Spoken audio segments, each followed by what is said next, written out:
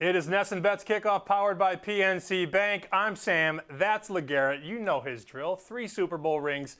Not wearing any of them, though, because he doesn't need to. He's got them probably locked in a vault somewhere. You and I have been making money on this show, bro. Welcome back. It was Eagles-Vikings.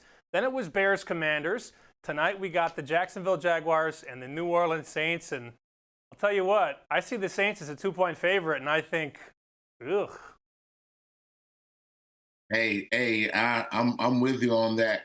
I know the Doug Peterson experience, and you know he looks good right now. He's beat some good football teams. He beat some bad football teams. But at the end of the day, man, football is football. We all got to go line up and play. I'm going with Dougie, man. I'm going with Dougie P. I like Doug in this game. I want to ask you about Trevor Lawrence, right? We know that he's dinged up. Knee injury on Sunday. Not going to be anywhere near 100% playing short week on a Thursday, okay?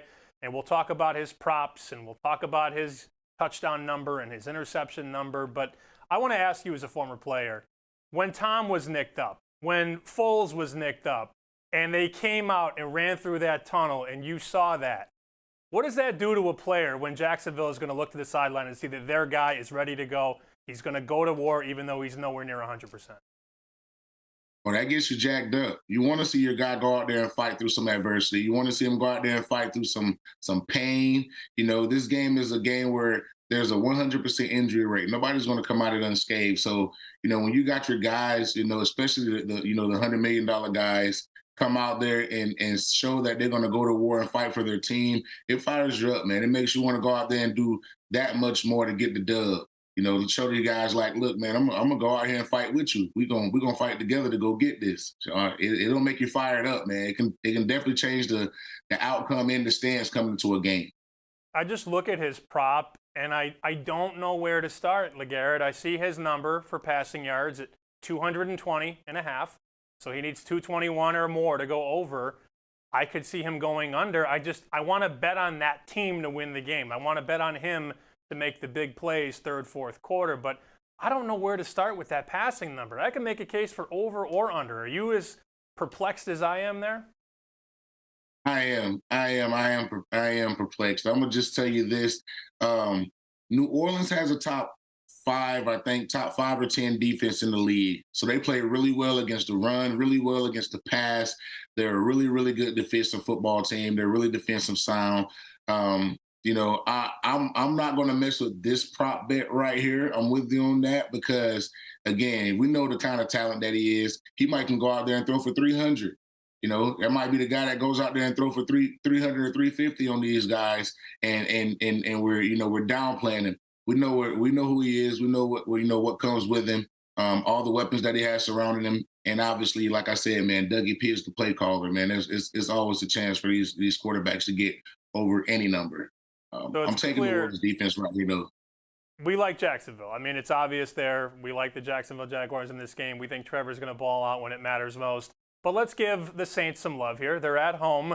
You love yourselves some running backs. You're all over running backs most nights. I remember you had DeAndre Swift in that Eagles-Vikings game. I think his rushing prop was, I don't remember, 35.5, and he ran for 1,000,000 yards. What about Alvin Kamara? What are we doing with AK tonight? AK over 53.5. I gotta take that. I gotta take that. 53.5 rushing yards. He came back. He looked like he has fresh legs. He's looking good. He's running fast. He's running powerful. You know, he looks really good. I wish I could have finessed someone out of him in fantasy football, but they wouldn't give him up, even though he was suspended. But I'm trying to, you know, I'm leaning towards Alvin Kamara over 53.5 yards. I like the over here. So let's roll that forward. We're going to play a game called Better Bet. This will be rapid fire. You could go as quickly as you want. Alvin Kamara over 53.5 yards on the ground, or Travis Etienne over 63.5. I know you like AK, but do you like maybe Etienne more or maybe less? I like Etienne less. I like AK a little bit more in this bet. Okay. How about Chris Olave over 62.5 receiving yards, or Calvin Ridley over 54.5? Now, Ridley has been a guy who's shown the ability to get you a bill. He can get you 100, But Oh yeah. with the lack of mobility for Lawrence, maybe those home run plays, those broken plays go to the wayside. So Olave 62.5 or Ridley 54.5. Which one would you rather bet over? Hey man, really a big time playmaker. It ain't gonna take a lot for him to get 54 and a half. He's a guy that's good with the football in his hands. I'm gonna take really over 54 and a half. Okay, and we know about Olave, a great route runner, but with Derek Carr's shoulder, man, I don't know that he has the oomph to get that ball down the field. I guess we'll see later on Carr's tonight. a warrior though. Carr's a warrior. Is he though? He's a warrior. He just probably ain't played the best. He ain't got the best record, you know what I'm saying? But as far as going out there going to bat for his guys, we've seen him get picked up by linemen and carried to the line of scrimmage. Like we've seen him go out there and take some big hits and play some tough ball games and, sometimes come out on the other side of them. But I mean, it is Derek Carr, so we're gonna just keep that there. But your answer is still Calvin Ridley. So Oh, it's still Ridley for sure. okay.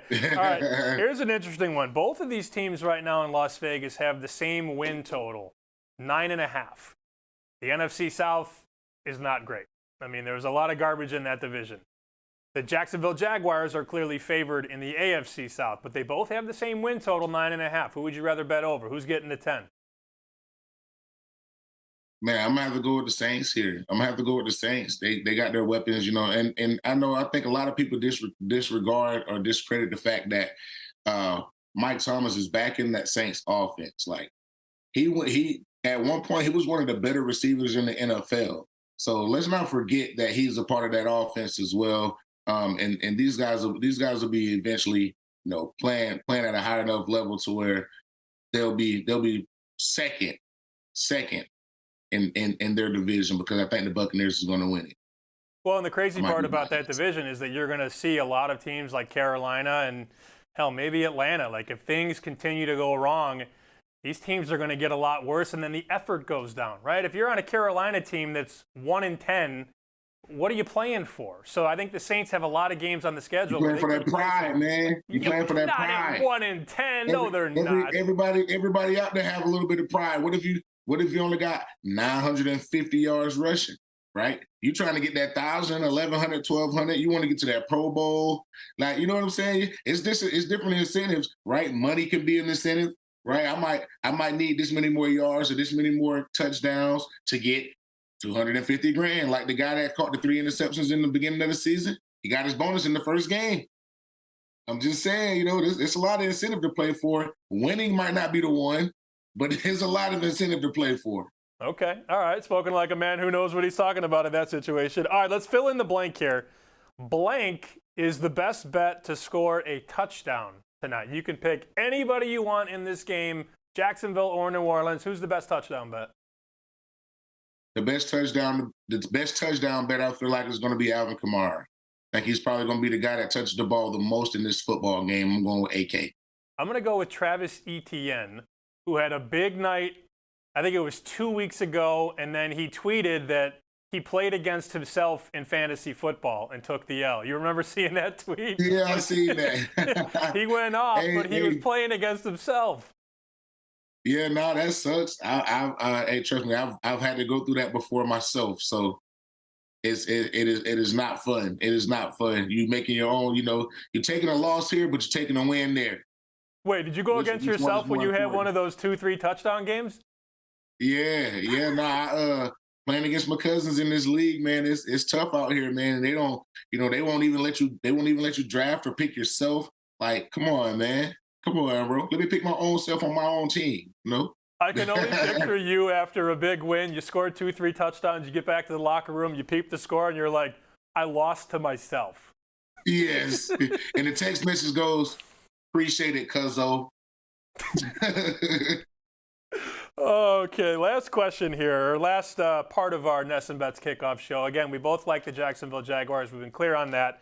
The final score, this is my favorite game. What's the final when the game hits 0-0? Ooh, I'm gonna say 21-17. It's 21-17. It's not gonna be a big high scoring game. I'm telling you, man, I'm gonna say that New Orleans defense is good. They're good. It's a good defense, man. But I still like Trevor to go put up, 21 points. I just don't like New Orleans to put up a lot of points. I wish I was kidding. My final score is 20-17, Jacksonville. Come on, man. We here. I'm running both of those. I promise you I'm running both of those. That is Okay. too close for comfort. Hey, look, we've been simpatico. We've done this twice now, as I mentioned. We did it with the Eagles-Vikings game. We did it with the Bears-Commanders game. You and I are liking some Jacksonville Jaguars here. I think they get it done. And if it lands 21-17 or 20-17, it's going to get even fatter. You know that. Yes, sir. Thanks, LeGarrette. We'll talk to you next time. Appreciate it, man. Thank you, guys.